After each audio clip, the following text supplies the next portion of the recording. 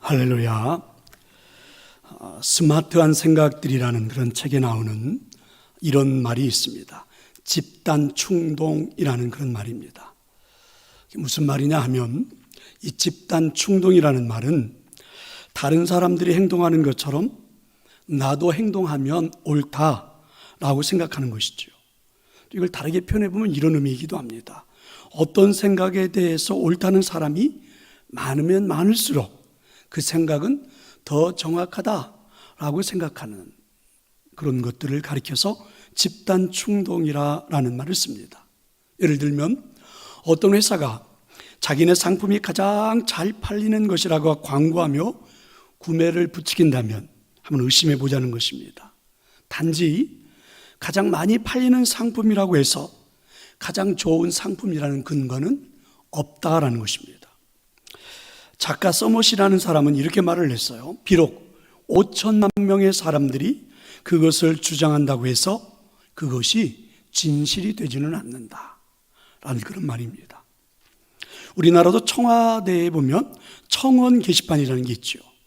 청원자 20만 명이 넘으면 청와대가 청원한 사항에 대해서 답변을 해주는 것입니다.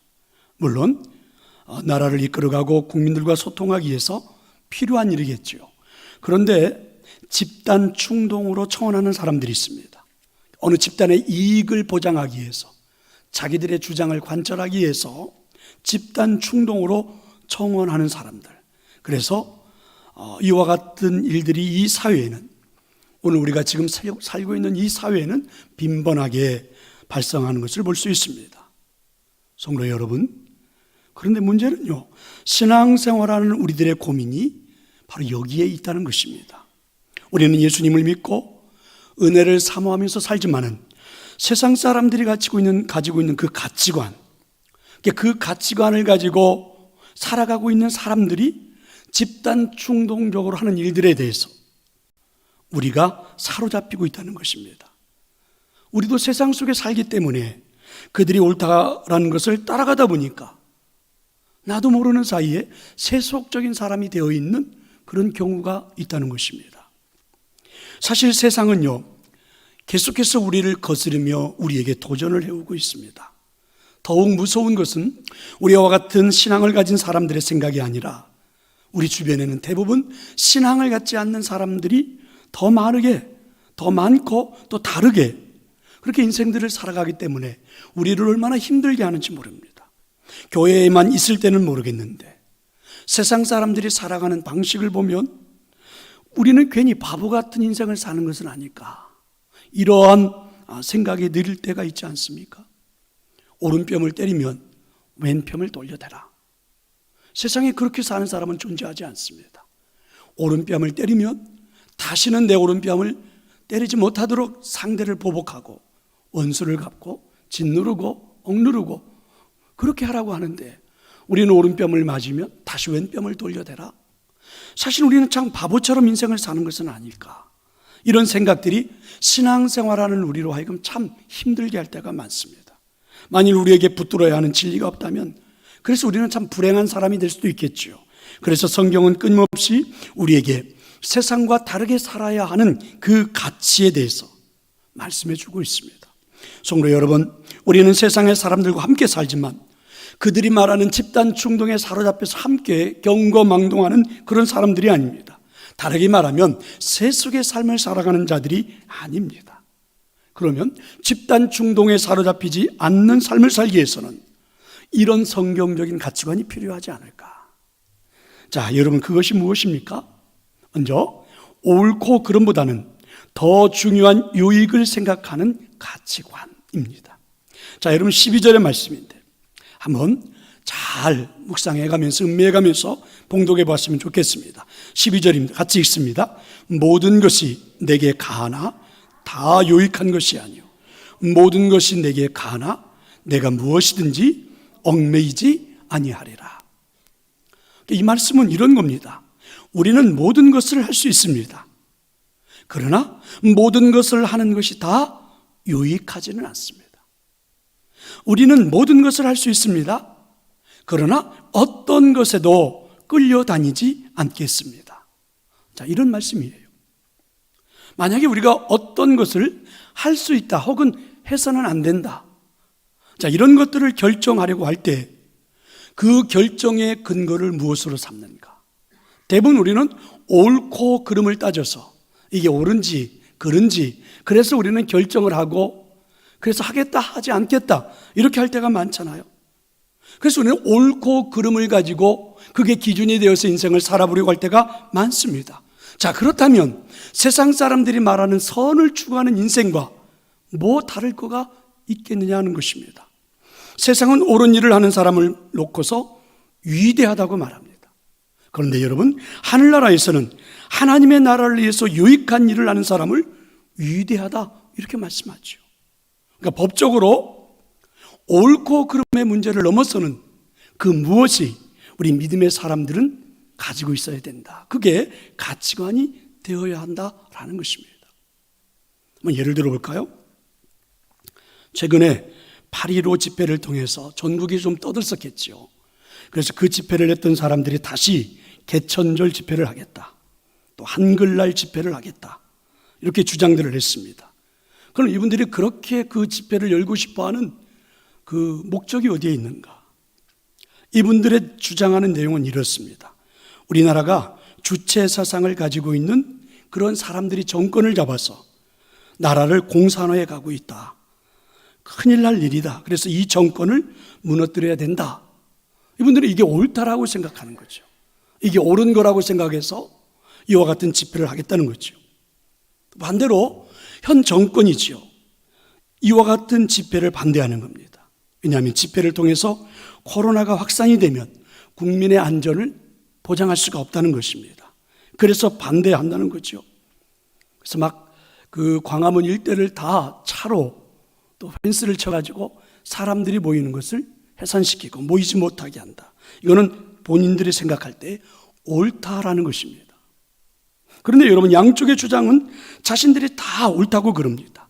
그런데 한번 생각을 해보면 정말 8.15 집회를 하고 개천절 집회를 하고 한글날 집회를 하는 것이 나라를 생각하는 걸까? 백성들을 생각하는 걸까? 그게 진짜일까?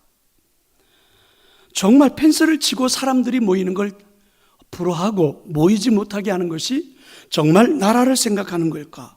백성들을 생각하는 걸까? 그게 자신들은 옳다고 말하는데 그 옳음이 진짜일까? 아니면 가짜일까? 자, 이런 문제가 생기잖아요. 혹시 거기에는 자기들의 어떤 정권을 유지하기 위해서, 혹시 거기에는 자기들이 빼앗긴 정권을 다시 되찾기 위해서 진짜라고 우기면서, 그게 옳다라고 우기면서 뭔가 잘못된 일을 하고 있는 것은 아닐까? 이런 생각들이죠. 그래서 어쩌면 오늘 말씀은요, 가짜와 진짜를 구별하는 분기점이 됩니다. 그래서 신앙생활을 하고 있는 우리들도 혹시 옳음이라는 것 때문에, 옳다라는 것 때문에, 그러다라는 것 때문에 하나님의 사랑을 덮어버리는 것은 아니지. 그러니까 우리들도 그 집단 충동적인 세상 사람들의 가치관 때문에 옳다, 그러다 이런 것들을 가지고 하나님의 사랑마저도 덮어버리고 있는 것은 아닌지, 혹시 우리는 이 세상 사람들이 말하는 그 기준, 옳고 그름을 가지고 이것이 신앙이라고 말하고 있는 것은 아닌지, 우리도 한번 깊이 생각을 해봐야 되지 않을까요? 그러니까 오늘 말씀은 바로 그런 것입니다. 그래서 가짜와 진짜를 정말 한번 구별해 볼 수 있는, 인터넷에 나와 있는 흥미로운 이야기가 있죠. 유명한 찰리 채플린에 대한 이야기입니다. 찰리 채플린은 하루 잠시 머리도 식힐 겸해서 시골로 여행을 떠났습니다. 어느 작은 시골 마을을 지낼 때였죠. 때마침 그곳에서는 채플린 흉내내기 대회가 열리고 있었습니다. 채플린은 그 현수막을 보고서 흥미를 느끼고 그 대회에 참관을 했습니다. 대회에 참관한 사람들을 보니까 외모부터 시작해서 진짜 채플린처럼 분장을 하고 나와서 채플린 특유의 몸짓을 하고 말을 하고 흉내를 내고 있는 겁니다. 이 모습을 보고 있던 채플린이 장난기가 발동했어요. 나도 한번 내 신분을 속이고 저 대회에 참가를 해보자. 그래서 이 사람은 자신이 평소 하던 그대로 그 대회에 나가서 그대로 한번 해본 겁니다. 심사 결과가 재미있게 나왔습니다. 찰리 채플린이 그 대회에서 3등을 한 거예요. 그러니까 여러분, 그 대회에서는 진짜 채플린보다도 더 채플린 같다라고 생각하는 사람들이 2명이나 더 있었다는 것이죠. 가짜들이 진짜보다도 더 진짜처럼 되어진 사람들이 2씩이나 있었던 거죠. 세상에는 가짜가 참 많습니다. 그래서 때로는요, 진짜보다 가짜가 더 진짜 같을 수 있다는 거죠. 여러분, 남대문 시장에 가면 어떤 참기름 가게에다가 이렇게 써붙였다고 그러죠. 정말로 진짜 순 참기름만 판매합니다. 오죽했으면 정말로 진짜 순 참기름만 판다라고 했을까? 어떤 목사님은요, 목사도 다 같은 목사가 아니라 진짜 목사가 있어야 된다 그래가지고 자기 아들을 이제 서원에서 목사를 시켜야 되겠는데 진짜 목사를 만들겠다고 아들의 이름을 목사로 지어버렸어요. 그래서 김 목사예요. 자, 그러면 진짜가 되는 건가? 자, 이런 것들이죠. 그러니까 우리가 이 세상을 사는 사람들이 정말 우리와 같은 사람들이 힘들어하는 게 뭐냐면 정체를 숨기고 다가오는 사람들 때문에 그렇습니다. 때로는 우리가 교회 안에서도 율법적인 잣대를 가지고 크리스찬의 가치를 막 판단하려고 할 때 교회가 시끄럽고 문제가 되잖아요. 여러분, 내가 올바른 크리스찬이라는 것을 꼭 옳고 그름을 가지고 증명해 보여야 하는 것인가? 자, 이런 것들입니다. 근데 여러분, 사실은 내가 올바른 크리스찬이라는 것을 옳고 그름을 가지고 증명해 보면 명확하잖아요. 잘못된 사람들, 그르치는 사람들 때문에 내가 옳은 사람으로 보여질 수가 있겠지요. 그런데 엄밀하게 말하면 이 옳음이라는 것도 사실은 자의적인 스스로의 해석이라는 것입니다.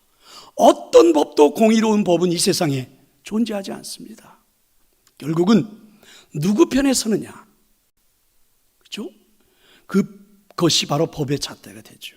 아무리 여러분 그 사법기관에서 판검사들이 최선을 다해서 조사를 해가지고 결과를 내린다 할지라도, 그죠 여러분? 20년, 30년이 지난 다음에 사형수로 몰려, 그리고 그냥 그 사형수가 되어 20년 동안을 옥살이에다 무죄로 풀려났는데, 여러분 그 당시 그걸 재판했던 사람들은요, 어떤 한 정치적인 이슈를 가지고 그냥 재판을 해버려서 억울하게 20년 동안 옥살이를 한 거예요. 젊은 청춘을 다 보내버리고 나오는 이런 일들. 그러니까 하나님을 믿는 우리에게도 참 고민스러운 숙제를 주고 있잖아요. 그래서 여러분, 중요한 것은요, 우리는 내가 무엇을 증명하는 게 아닙니다. 내가 할 수 있는 모든 것을 하는 게 아닙니다. 중요한 건 유익한 삶을 사는 것. 그게 더 중요하다라는 것입니다. 여러분, 이 세상을 바꾸는 일은 내가 할 수 있는 일을 하기 때문이 아닙니다. 누군가에게 유익한 일을 할 때에, 그렇죠? 그게 세상의 변화를 만들어내죠. 누군가의 유익을 위해 사는 일은 참 우리의 가슴을 따뜻하게 합니다. 뜨거운 심장이야말로 그래서 크리스찬의 진정한 모습이 아닐까. 혹시 이런 이야기 들어보셨어요? 수년 전에 아프가니스탄에 선교를 떠났다가 그 탈레반에게 붙잡혀서 순교한 배영규 목사님의 이야기입니다. 아프가니스탄에서 그들에게 붙잡혀 있을 때에, 포로가 되어 있을 때, 여러분, 한국의 네티즌들이 그 탈레반에게 배영규 목사가 죽어야 한다, 그를 죽여야 된다, 이와 같은 이유들을 그 영어로 번역을 해서 계속해서 보냈다고 그러죠. 그래서 결국 그것으로 인해서 이 배영규 목사는 탈레반 사람들에게 총살형을 당했습니다. 죽었어요. 그런데 여러분, 나중에 그 네티즌들이 다 붙잡혔습니다. 배영규 목사를 죽이라고 주장을 했던 그 사람들이 다 잡힌 거예요. 그런데 우리는 하나도 모르고 있습니다. 왜냐하면 그들을 다 잡고 난 다음에 배영규 목사님의 가족들이, 아내가, 자녀들이, 형제들이, 부모가 그렇게 했던 그 모든 사람들을 놓고 옳고 그름을 가지고 판단하지 않았습니다. 이미 모든 일들은 다 이루어진 다음인데 그들을 처벌한 듯 뭐가 달라질 게 있는가? 오히려 우리는 그들을 용서하겠다.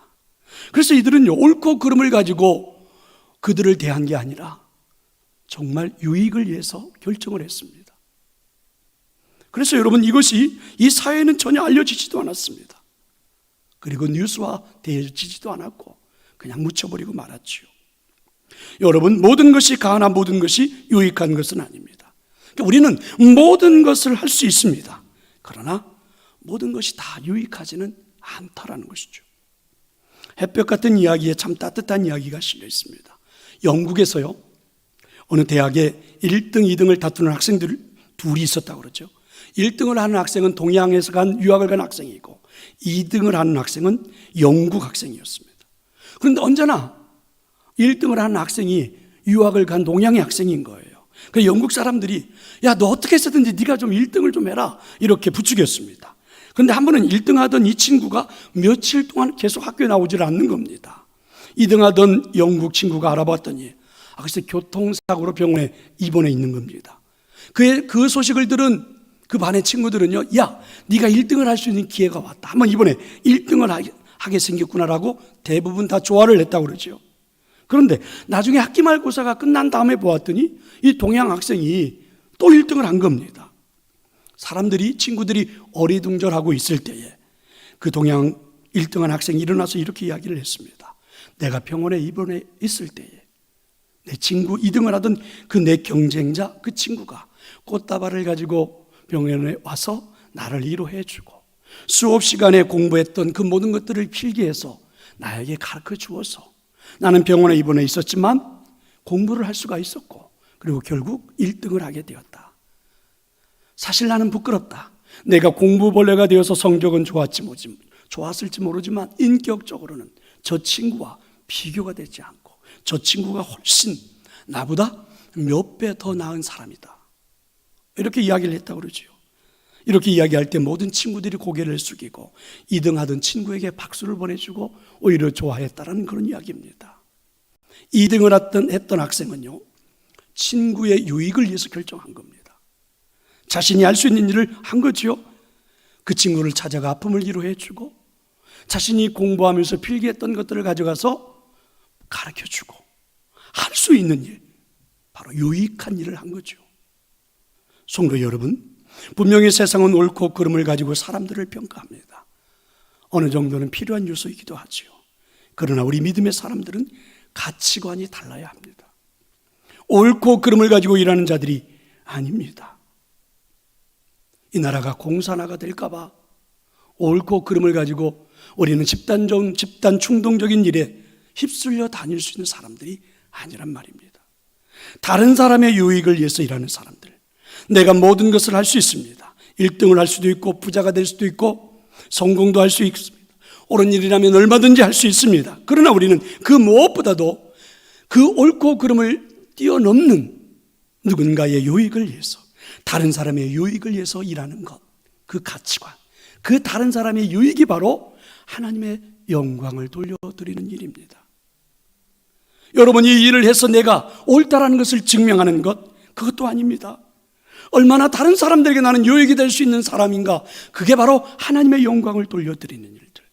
이 세상 사람들이 가지고 있는 집단 충동에 사로잡혀 그냥 그렇게 인생을 살아가는 사람들이 아니라, 적어도 세상 사람들이 그렇게 사는 것이 옳다고 다 따라가는 자들이 아니라, 적어도 우리는 누군가에게 유익이 되는, 공동체의 유익이 되는, 나의 아내에게, 나의 남편에게, 나의 사랑하는 자녀들에게, 나의 형제들에게, 나의 가족에게, 나의 친구들에게, 나의 이웃에게, 나의 직장의 동료들에게, 우리가 살고 있는 이 사회 사람들에게 유익이 되는 일들을 먼저 생각하는 것이, 그게 우리 성도들의 가치관이고 성경적인 가치관이고 하나님께 영광을 돌리는 일입니다. 우리의 삶에 이런 은혜가 있기를 축원합니다. 집단 충동에 사로잡히지 않는 삶을 살기 위해서는 이런 성경적인 가치관이 필요한데, 그게 뭘까요? 또 하나는 우리 몸은 그리스도의 지체라는 가치관입니다. 바울이 고린도 교인들을 보면서 정말 안타까워했던 일이 있습니다. 하나님께 불림을 받은 성도, 하나님께 부름을 받은 고린도 교회 성도들, 이 사람들이 얼마나 귀한 존재인가. 그런데 자신들이 얼마나 귀한 존재인들을 모르고 있는 이 고린도 교인들을 보면서 정말 바울은 안타까워했습니다. 그런데 이와 같은 사실이 사실 우리에게도 동일하게 일어나고 있지 않나요? 우리가 구원받았다는 사실, 우리가 자유를 얻었다는 사실은요, 우리가 내 몸을 내 마음대로 함부로 굴리고 방종을 하면서 살아도 된다, 이런 의미는 아니잖아요. 그런데 우리도 사실 얼마나 어리석게 사는가. 자, 여러분 15절의 말씀입니다. 자, 우리 15절의 말씀을 같이 한번 읽어보도록 하겠습니다. 너희 몸이 그리스도의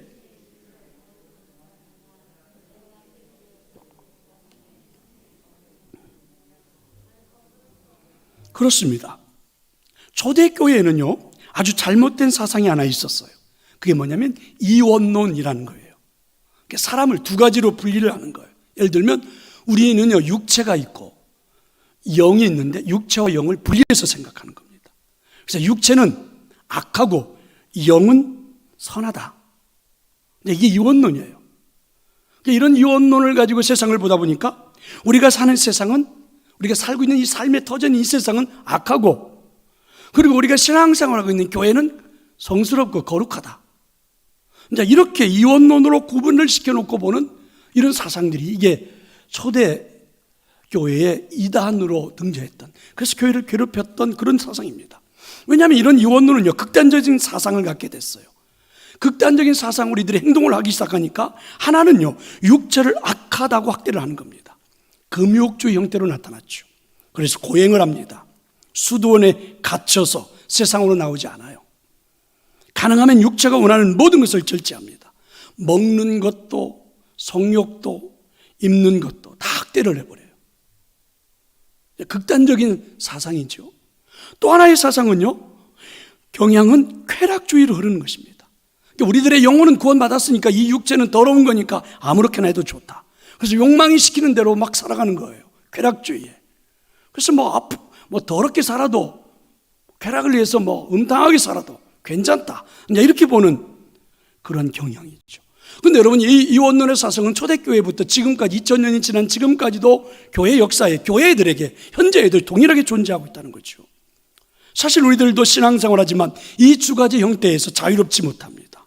예수님을 믿기 시작하면서 세상의 모든 것을 끊어야 된다. 그래서 막 육신을 학대하는 경향도 있죠. 막 율법으로 자기 자신을 막 책짓질해요. 이 벌레만도 못한 내가 이 멍청이 같은 이러면서 우리가 우리 자신을 학대하죠. 그래서 막 육신이 편해진다든지 너무 잘 먹고 행복하면 막 죄책감을 느껴가지고 이렇게 이제 신앙생활을 하는 경향이 있고, 또 하나의 경향은 예수님을 믿으면서도 하나도 변하지 않아요. 육신의 생활의 변화가 전혀 없습니다.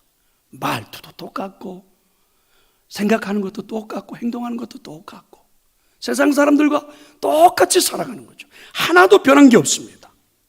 그래서 이 세상의 모든 삶이 그렇게 비도덕적으로 흘러가는 거죠.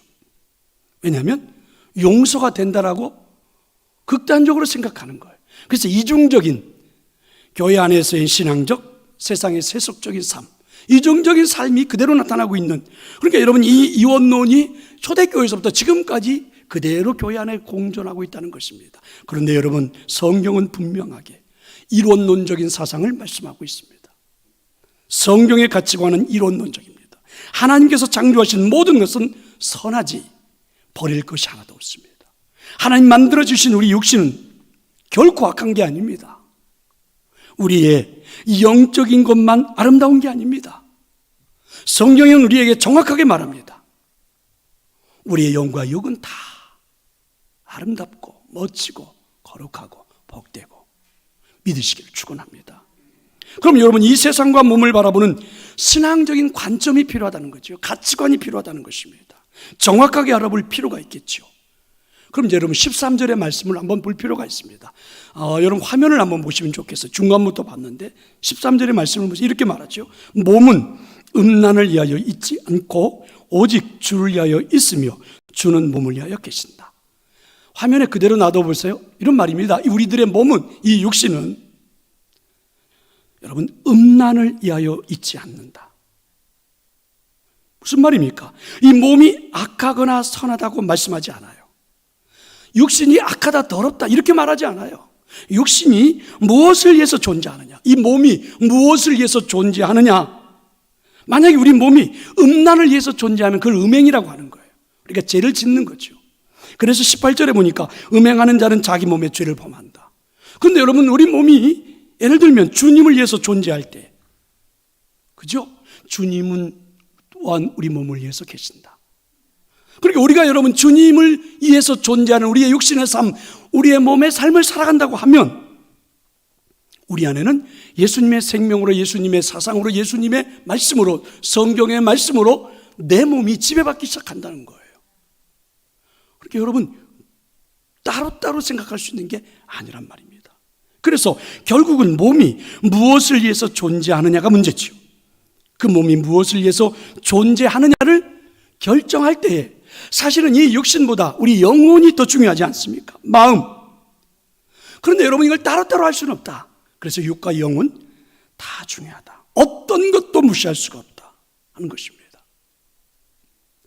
여러분 쉽게 받아들일 수 있는 이야기 아닙니까? 여기 계신 여러분들이 막 졸려요. 그래서 육신이 막 자요. 그러면서 여러분이 이렇게 말하면 됩니까? 나는 속으로는 절대 자지 않았다. 이 육신이 잔 거다. 이 더러운 육신이 잤으니까 나는 잔 게 아니야. 이렇게 주장하면 맞습니까? 나는 이 속은 절대 내 마음은 그거 먹으려고 한 게 아니야. 이 육신이 자꾸 먹으라고 해가지고 먹었지. 이렇게 말하면 여러분 되는 거냐 말입니다. 아니잖아요. 우리는 하나입니다. 어떤 것도 육도 영도 무시할 수가 없어요. 왜 그렇습니까? 왜 우리 몸을 무시할 수가 없습니까? 오늘 성경이 이렇게 말했어요. 우리가 그리스도의 지체가 아니냐 믿으시기를 축원합니다. 그러니까 우리가 중요한 거예요. 육의 존재로 살아갈 거냐 아니면 그리스도의 지체된 존재로 살아갈 거냐, 이거 아니에요. 그러니까 우리 몸을 음탕한 데 내버려 두어서 음행하면서 살 거냐 아니면 우리 몸을 주님에게 맡긴 채 그리스도의 지체된 존재로 살아갈 거냐, 이게 중요한데 이걸 결정할 때 가장 중요시 여겨야 되는 게 뭐냐면 바로 신분의 변화라는 것입니다. 나의 존재의 변화를 받아들이는 가치관이 필요하다. 내가 예수님을 구주로 영접하는 순간 내 몸은 지금부터 주님을 위하여 존재하는 몸이라고 내 신분의 변화를 받아들여야 그리스도의 지체된 존재로 살아갈 수가 있다는 것입니다. 예를 들어 볼까요? 여러분 자녀 중에 딸이 있다고 합시다. 얼마나 예쁩니까? 그런데 이 딸이 시집을 가기 전에는 분명 우리 집안의 딸, 나의 딸이었는데 시집을 가면 이제는 남의 식구가 되는 겁니다. 그래서 딸을 흔히 강도라고 말을 해요. 결혼하면 2인조 강도, 거기다가 손자 손주들을 낳으면 떼강도가 되는 거죠 이제. 그래서 여러분 딸들이 친정에 오면 무엇을 가져갈까 이렇게 생각하죠. 그런데 여러분 사실은 아들이라고 다르지 않습니다. 결혼하면 아들도 더 이상 내 아들이 아니에요. 그죠? 우리 며느리의 남편입니다. 이렇게 생각하는 게 마음이 편해요. 그렇습니다. 내 아들, 내 딸에서 이제는 신분이 바뀐 거예요. 한 가정을 이룬 아빠, 남편으로 엄마, 아내로 신분이 바뀌었어요. 그럼 여러분 신분이 바뀌었으면 이들은요 그 가정에 충실해야 하는 겁니다. 아빠이기에 자녀들을 위해서 최선을 다해야 되고, 남편이기에 아내를 위해서, 엄마이기에 가족을 위해서, 아내이기에 남편을 위해서 살아가는 것이 중요합니다. 나의 딸, 나의 아들이었지만 이제는 보내야 하는 거예요. 자신의 가정을 먼저 우리 아들, 딸들이 결혼하고 난 다음에 생각하는 건 당연한 거예요. 그런데 왜 부모를 먼저 생각하지 않느냐, 왜 부모에게 효도하지 않느냐는 도덕적인 옳고 그름을 가지고 계속 우리가 자녀들을 대하다 보니까, 그렇죠? 결국은 고부간의 갈등은 끊이지 않는 거죠. 여전히 가족 구성원들 간의 갈등은 끊이지 않는 겁니다. 그렇습니다. 신분이 변하면 어디에다가 삶의 무게를 두어야 할지가 달라지는 겁니다. 그러면 여러분 바뀐 신분으로 우리가 어떤 삶을 살아야 합니까? 우리가 이제 그리스도의 지체가 되었다면 어떻게 살아야 합니까? 그게 15절이에요. 그 신앙 고백이죠. 너희의 몸이 그리스도의 지체인 줄을 알지 못하느냐? 내가 그리스도의 지체를 가지고 창녀의 지체를 만들겠느냐? 결코 그럴 수가 없다. 이게 하나님의 음성입니다. 사도 바울은 구체적으로 이렇게도 언급했어요. 16절과 17절에 보니까 창녀와 합하는 자는 그와 한 몸인 줄 알지 못하느냐? 둘이 한 육체가 된다 하셨으니 주와 합하는 자는 한 영이다. 만약에 우리가 창녀와 우리 몸을 합한다면 우리는 창녀와 한 몸이 된 거다. 그런데 우리는 주와 합한 자라.